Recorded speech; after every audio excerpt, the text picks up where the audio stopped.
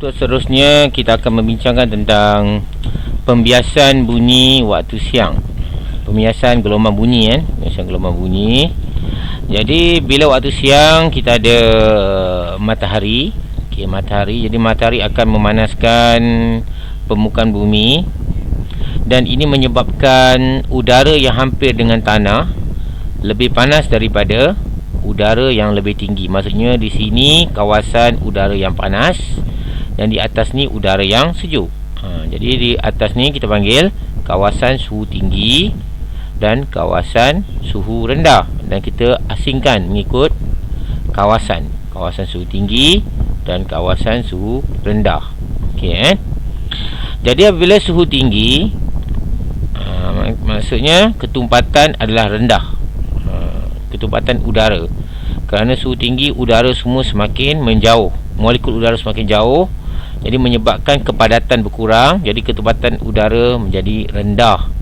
Kalau suhu rendah pula, ketumpatan akan menjadi tinggi. Okey.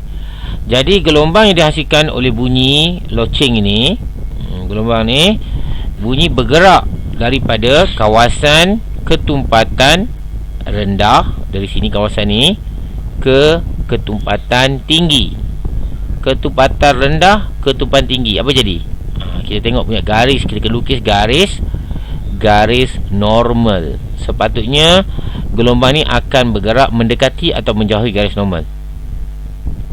Dia akan bergerak mendekati garis normal dan menyebabkan gelombang ini melengkung ke atas. Dia akan naik ke atas, melengkung ke atas.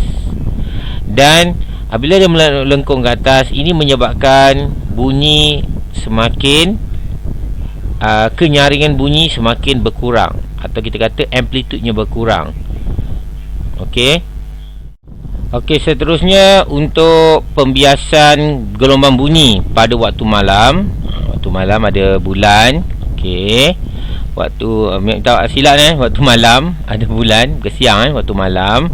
Dan kita dapati bahawa udara yang hampir dengan tanah, dekat sini tanah ni lebih sejuk daripada udara yang lebih tinggi daripada tanah.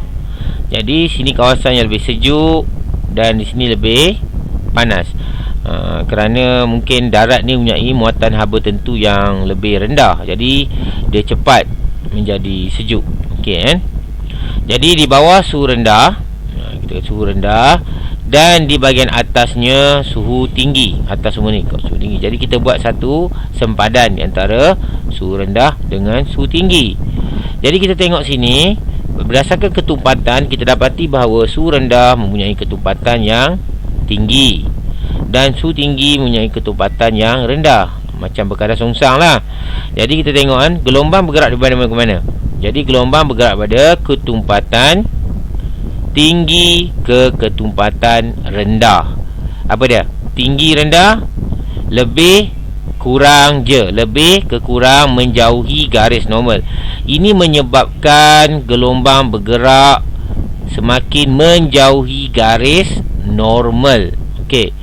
Apabila gelombang bunyi terbias menjauhi garis normal, dia akan melengkung ke bawah. Ini menyebabkan pendengar ataupun orang yang mendengar ini dapat mendengar bunyi itu dengan lebih jelas, iaitu mempunyai kenyaringan bunyi yang semakin bertambah.